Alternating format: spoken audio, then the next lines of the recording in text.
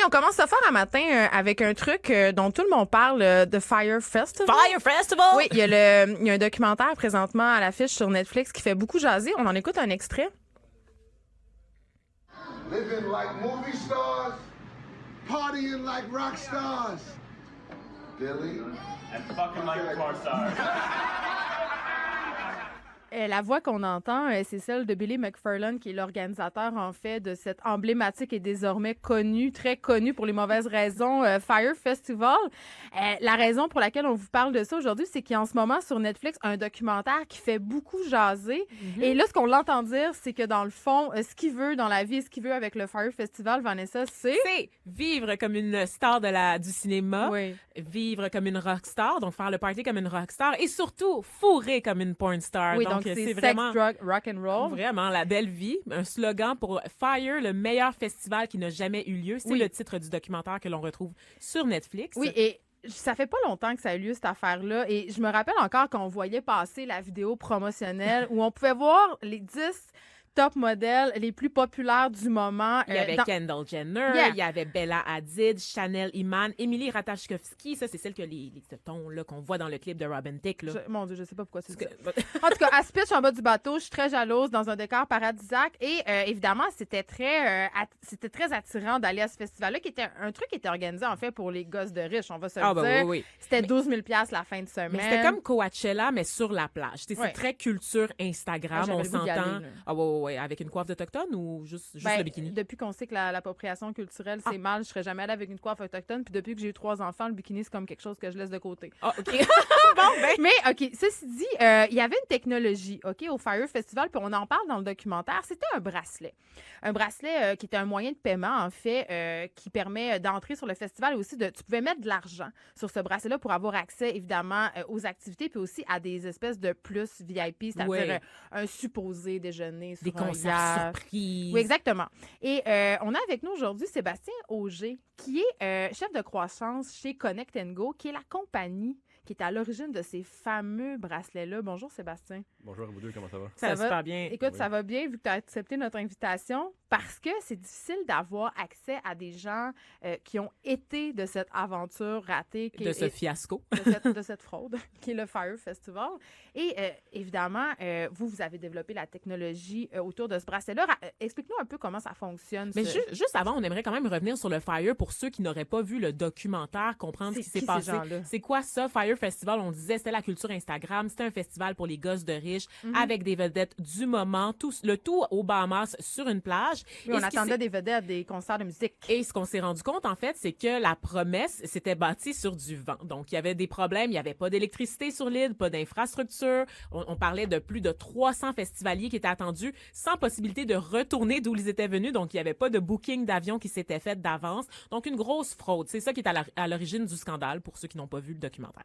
Donc, merci Vanessa d'avoir rétabli les Exact. Vanessa est journaliste en info. Il faut absolument qu'elle se la ramène tout le temps. Tout le temps. Donc voilà, Connect & Go, que vous êtes à l'origine de ce bracelet-là qui était en quelque sorte la porte d'entrée de Fire Festival. C'est quoi ce bracelet-là? Puis c'est quoi le rôle que jouait ce bracelet-là dans le festival? Oui, les Connect & Go, c'est une compagnie montréalaise de logiciels qui fait justement des bracelets intelligents où on peut soit payer sans argent, faire des réseaux sociaux, pas des réseaux sociaux, mais mettre des photos, gamification, plein de choses. Comme une Google Watch? Non, je dirais pas que c'est une Google Watch, mais c'est quelque chose de cool. Ah, OK. Ouais, une petite flèche à Google Watch ici. Mais on fournit tout ce qui est des parcs d'amusement, les festivals, pour que justement les festivaliers peuvent avoir ça, puis ils n'ont pas besoin de traîner. Sur toi, exactement. Okay. Donc, sur une plage, c'est l'outil ton parfait. bracelet, ton sac banane, that's it. Exactement. Okay. Puis la crème solaire. Puis à quel moment Billy McFarlane vous approche pour faire affaire avec vous? Fait que c'est la compagnie Fire Media qui est à New York. Ouais. Dans le fond, juste pour complémenter ce que tu disais. Absolument, allez-y. C'est Fire Media qui, eux, ont lancé une nouvelle application de booking d'artistes. Oui. Puis eux autres, ils se disent, bon, ben, si on a cette app-là, qu'est-ce qu'on pourrait faire pour la promouvoir? Un événement pour soutenir le développement d'une Exactement. espèce de Donc, une espèce de Spotify pour booker des artistes. Tu sais. Exactement. Puis après ça, ils ont dit, ben, ils appellent ça le Uber dans Netflix, je pense qu'ils l'appellent le Uber du booking. Puis après ça, ils disent, OK, c'est beau, on va faire un festival. Donc, c'est une compagnie techno de médias qui dit, on va partir un festival. Et puis là, ils ont amené quelques personnes pour les aider là-dedans. Puis nous, c'est en décembre 2018, je pense que je les avais rencontrés à Vegas. Décembre 2018, janvier 2017, où on prend contact avec eux. Puis après ça, ils nous disent OK, c'est beau, on aimerait avoir tout ce qui est cashless, gérer les accès, gérer les VIP avec les bracelets. Puis c'est comme ça qu'on a rentré dans l'aventure avec eux. Est-ce que vous avez rencontré Billy McFarland? Moi, je l'ai rencontré sur le site. Donc, pas avant. Avant, on dealait avec les employés puis les VP là-bas. Mais Billy, puis tantôt, il y a peut-être 2-3 histoires qu'on peut compter. Oh! Mais oui, on l'a rencontré dans le HQ qu'on appelle, là, dans la Maison Bleue qui font référence dans le Netflix. Là, ou dans le fond, général. Le quartier général où tous les, dans le fond, fournisseurs se tenaient pour justement livrer, dans le fond, qu'est-ce qu'on avait promis. Quel genre de personne c'est Billy McFarland?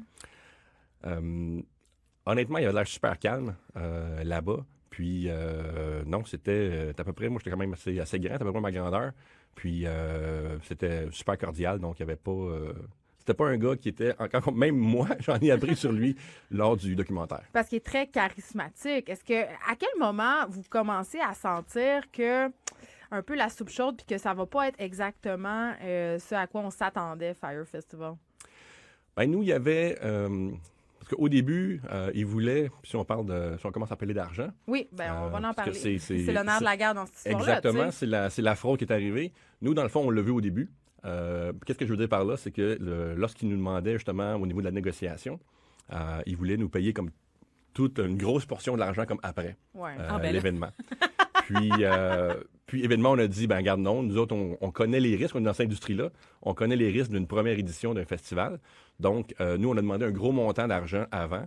Puis, au début, ils ne voulaient pas payer. Puis, on a dit, ben regardez, si vous ne voulez pas payer, allez voir ailleurs. Il n'y a pas de problème. Nous, c'est nos termes. Puis, là-dessus, on est resté assez fixe. Donc, on était chanceux là-dedans. On ne s'est pas tout fait payer, mais on s'est fait payer une bonne partie avant l'événement.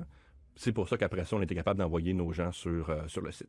Mais l'attrait des vedettes, le fait de savoir qu'il y avait des gros mannequins associés à tout ça, il y avait aussi avec Billy Ja Rule, un ex-rappeur à la carrière un peu déchu qui travaillait avec lui. Ça vous a pas donné comme une garantie, une assurance? Vous avez pas voulu jouer le jeu? Malgré le fait que c'est vos règles à vous, vos termes à vous, ça vous a pas mystifié comme ça a mystifié 300 festivaliers ou le public puis les médias? Oui, mais en même temps, c'est une question d'argent aussi pour nous. Là. On ne fait pas ça pour gratis, comme on dit. Mm-hmm. Donc, fallait s'assurer que lorsqu'on envoie là, parce que nous, on fait beaucoup de travail avant l'événement. Lorsqu'on arrive tout de suite avec l'équipement, le staff, faut, dans le fond, s'assurer qu'on ait un retour là-dessus. Donc, oui, puis je vais être honnête avec vous autres. Quand j'ai arrivé au bureau puis j'ai montré le vidéo, j'ai dit, OK, ça se peut qu'on gagne ce deal-là. Tout le monde s'est porté volontaire pour venir sur l'île. C'était comme les mains, tout le monde avait 3-4 mains, là, puis ils voulaient tous venir avec nous. Sébastien Auger, dans le documentaire, il y a cette scène où on explique un peu que Billy McFarland et toute son équipe manquaient beaucoup de cash flow. C'est-à-dire étaient sans cesse en train de trouver des solutions pour essayer de renflouer les coffres qui étaient toujours vides finalement parce qu'ils engrangeaient des dépenses absolument inconscientes, tu sais. Puis l'une de ces façons-là, ça a été d'envoyer un courriel aux festivaliers pour dire, écoutez, vous avez les bracelets Connect & Go et sachez que la majorité des festivaliers ont mis 3-4 000 $, tu sais, une espèce de pression pour encourager les festivaliers à loader leurs bracelets de cash. Est-ce que ça s'est passé? Puis qu'est-ce qui est arrivé avec cet argent-là? Bien, dans le fond, qu'est-ce qui s'est passé? C'est que c'était géré avec leur billetterie. Donc, les gens achetaient les billets sur le site. Et par la suite, sur le site web. Oui. Et par la suite, payaient ces billets-là. Puis là, lorsque le courriel était envoyé, justement, c'était la billetterie qui gérait ces achats-là. Oui. Donc, jusqu'à date, nous autres, on n'était pas encore impliqués dans ce processus-là. Sauf qu'on a appris par la suite que, justement, tout cet argent-là qui avait été déposé, entre guillemets, amassé sur les bracelets, il l'utilisait... A été détourné pour se servir. Il l'utilisait comme argent qui avait déjà ou argent qui était disponible dans ses fonds. Pour un fonds de roulement. OK. Ouais. On se parle d'anecdotes, là. Tu me disais, on va s'en raconter, là. Raconte-nous un peu, là. Qu'est-ce que tu as vu là-bas? Puis je pense aussi que la veille de l'événement, vous avez décidé un peu de sortir vos affaires, tu sais. Bien, si on commence avec moi, personnellement, j'étais sur le site. Puis nous, honnêtement, on a été super bien traités, nous, Connect & Go. On avait des maisons, des villas, Ah ouais, où est-ce on avait des douches, des lits, on avait aucun problème. Ça, Donc, comme Il les n'est pas Bruns. dans une tente inondée de survie. Comme les locaux de l'île qui, eux, tu sais, les gens qui remportaient, qui essayaient d'avoir les appels d'offres pour fournir les services de traiteurs, Exact. par exemple, eux, il n'y avait pas de nourriture, il n'y avait pas de conditions de vie décentes. On se Les rappelle Bruns cette de célèbre- l'île, Oui, on n'est-ce se pas? rappelle de cette célèbre photo de sandwich au fromage que. Oui, on l'a vraiment- on l'a oui. tout vu. On a eu aussi ce même sandwich-là, on l'a eu nous autres aussi. Oh! Mais, Hey, on a quelqu'un en avant de nous qui a goûté au Sandwich Fire Festival. Le sandwich qui a causé la perte du festival, hein, ceci dit, sur les c'est réseaux sociaux. un des éléments qui a causé Oui. sa perte, je pourrais dire. Donc voilà, tu étais sur l'île Sébastien Auger, et là, qu'est-ce qui se passe? Donc, si je prends je me trompe pas, c'était le jeudi, on le voit dans le festival. Dans le documentaire? Pardon, dans le documentaire, lorsque le site n'est pas prêt, ils envoient les gens à un restaurant Oui, oui.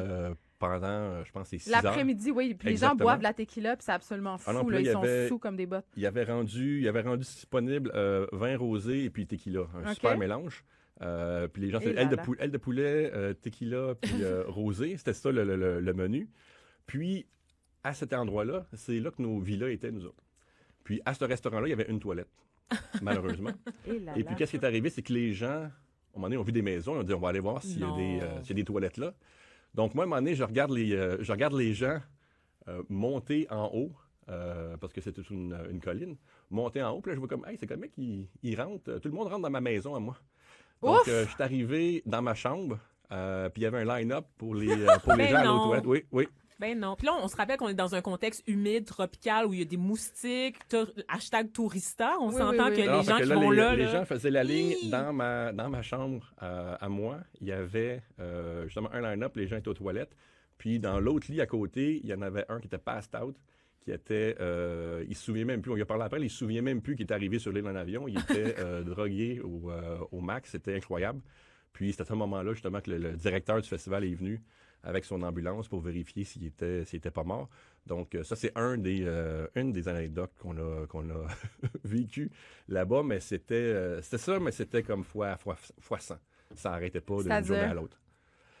Si je prends l'exemple du directeur du festival, Oui. qu'est-ce qui est arrivé? Moi, quand je suis arrivé avec le Firefest le mercredi, je pense qu'on est arrivé en jet là-bas. On était avec les gens comme sur le documentaire, les Fuck Jerry, il y avait aussi des massothérapeutes qui étaient là. Il y avait des entraîneurs de yoga. des entraîneurs de yoga. Ah. Il y avait aussi des médics, des infirmiers. Mm-hmm. Il y avait envoyé une ambulance quelques jours avant. Il y avait des médics. Lorsque les médics sont arrivés sur l'île, le gouvernement leur a dit, vous n'avez pas le droit, vous n'avez pas de licence Pour pratiquer. pour pratiquer. Donc, ils ont utilisé l'ambulance comme moyen de transport. Puis c'était les gens du festival qui se promenaient. Puis quand il y avait des gens qui étaient pas contents, ils disaient, hey, venez-t'en dans l'ambulance, on va te faire un tour, puis on va t'amener à l'hôtel, puis on va te payer une coupe de drink. Fait que c'était le genre d'éléments qui se produisaient sur l'île durant le festival. C'est tellement Écoute, absurde, c'est surréaliste. Oui, C'était assez incroyable. on a Mais il su- faisait beau, par exemple, jusqu'au Oui, vendredi. parce qu'il y a je crois. il y a une pluie épique la veille. Oui, ça a tout été, a été crampé. ça a Oui, été c'est vrai. infernal. Oui. Je me souviens, j'étais sur le balcon, puis je mangeais ma barre granola, parce que c'est notre déjeuner. Oh, Puis, un grand luxe. Ouais, c'était un Ils ont grand luxe. cancellé le traiteur à 6 millions, on se le rappelle. Exactement, puis je pense qu'ils n'en ont pas trouvé un à 1 million, donc, Non. mais non, c'est ça, il y avait vraiment plus, jusqu'à 1h, 2h l'après-midi, je pense. Ça s'était jamais vu là-bas. Oui, puis à partir de quel moment tu dis, faut que je sorte de là, ça n'a aucun sens, il faut sortir nos équipements pour protéger un peu vos acquis, tu sais, parce que vous autres, je pense que vous aviez investi quand même de l'argent là-dedans. Tu sais, avez-vous commencé à paniquer à un moment donné? Je dirais qu'on n'a pas vraiment paniqué. Qu'est-ce qui est arrivé, c'est le jeudi soir, lorsqu'ils ont cancellé l'événement au Ouais, complet. ça a pris du temps là, avant qu'ils le cancellent. Oui, exact. Là, on était au quartier général. Et puis, à ce moment-là, lorsqu'on a su ça, on a pris nos équipements, on a mis ça dans une pièce fermée au quartier général. Et puis, le lendemain matin, de bonne heure, on est revenu pour tout prendre ça, mettre ça dans la voiture, puis s'assurer qu'on l'a, dans le fond, on l'a caché à l'hôtel, dans nos villas, pour s'assurer que le gouvernement ne vienne pas le prendre, parce qu'il y a un fournisseur de réseau là-bas qui, lui, s'est fait saisir pour 1 demi-million d'équipements. Ben oui. Parce que, justement, le gouvernement ne s'est pas fait payer sur plusieurs fronts. Donc, lui, tout ce qu'il était capable de prendre, le prenaient. Donc, nous, on était chanceux là-dedans. C'est ça, parce qu'on a un peu du mal à se sentir désolé pour ces festivaliers-là qui sont quand même des personnes privilégiées. Je veux dire, c'est dommage que ce qui est arrivé. Mais le truc qu'on apprend dans le documentaire, puis ce qui est vraiment frappant, c'est à quel point ça a affecté les travailleurs locaux. On pense entre autres à cette femme qui est une restauratrice qui a dû sortir 50 000 $ de ses poches De pour ses épargnes, Oui, de son fonds de retraite exactement. pour nourrir les gens. Ben, en fait, pour payer son dû aux locaux parce qu'elle se sentait trop mal, parce qu'elle, elle dit, je dois continuer à me promener la tête haute puis à regarder ces personnes-là dans les yeux chaque jour. Tu sais qu'il y a une campagne de sociofinancement qui a été lancée pour lui Oui, venir pour en lui aide venir en depuis la sortie du documentaire, justement, parce que tout le monde a été estomaqué de voir que c'est cette pauvre femme qui est venue au secours de tous ces gosses de riches. Non, je pense qu'il était rendu à 140 150 000, je pense, au niveau du montant qu'elle avait récupéré. Mais oui, elle, on l'a vu plusieurs fois, c'était la dame, justement, qui avait le restaurant à côté de nos villas. Donc, nous, on allait la voir, puis nous, on payait. Il fallait payer nos lunchs, parce que dans nos contrats, nous autres, techniquement, on avait du catering, on avait de la bouffe qui était incluse, mais il n'y en avait pas de bouffe, donc on allait la voir, puis on demandait de nous aider, puis on la payait avec notre propre argent pour s'assurer que tout était payé de notre côté. Est-ce que ça a fait mal à Connect & Go d'être associé au Fire Festival? Est-ce que vous avez eu peur à un certain moment d'être justement accusé de fraude ou que votre brand soit associé à quelque chose de pas très reluisant comme ça, tu sais? Oui, ben au début, on n'était pas super fiers, dans le sens que, malheureusement, c'était pas de notre contrôle, cet événement-là. Je sais que ça avait sorti, je pense, dans le Journal de Québec ou le Journal de Montréal, où là, il disait que Connect & Go participait à ce festival-là. Donc oui, évidemment, on est soucieux de notre brand, de notre réputation. Malheureusement, nous, on a essayé justement de gérer ça du mieux qu'on peut. Je sais que nous, on a reçu des lettres d'avocats, justement, de Fire Media, pour justement s'assurer que, parce que nous, dans le fond, on n'avait pas d'argent dans nos comptes, on n'avait rien qui était relié à ce festival-là, donc on voulait justement s'assurer que de notre côté, au niveau du brand ou de la réputation, tout était correct. Mais il faut dire aussi que les personnes qui remettaient en question les décisions insensées de Billy McFarland puis de son équipe se voyaient carrément montrer la porte. Ben muselé aussi. Puis c'est le cas du pilote. Ça, c'est une histoire incroyable. Un pilote qui a suivi une formation de pilotage en utilisant un simulateur de vol. Pardon, développé par Microsoft après l'obtention d'une licence de base. On s'entend que si ce dude-là trouve que ton projet est voué à l'échec, tu l'écoutes un peu quand même, non? Tu poses des questions. Ben, tu l'écoutes, mais aussi, nous autres aussi, on a fait la même chose. On est, des fois, on a levé des drapeaux, pour reprendre l'expression française. On parle Oui, franglais ici, c'est de toute incroyable. façon, oui. Donc, on a levé des drapeaux, mais des fois, il disait, OK, c'est bon, on comprend, on va arriver avec une solution. Okay, des fois, c'était quand même parlable. Ben, nous, dans le fond, moi, personnellement, puis notre équipe n'était pas vraiment en relation avec Billy, parce que c'était plus au niveau logistique opérationnel. Donc, c'est pour ça que certains de ces gens-là, puis il y avait des gens intelligents là-dedans. Là. Nous, notre ancien, la personne avec qui je parlais, moi, c'était un ancien de Google, là, tu sais. Puis c'était des gens qui se sont fait recruter par Fire Media, j'imagine, dans l'espoir d'une meilleure app ou d'une... Non, on les voit dans le documentaire, là. Ce sont des professionnels. personnes très articulées. Exact. C'est pour ça que nous, il n'y avait pas de problème. Sauf que des fois, on montrait des drapeaux, on dit, regarde, cette information-là, on a besoin immédiatement, parce que sinon, il peut y avoir des embûches plus tard.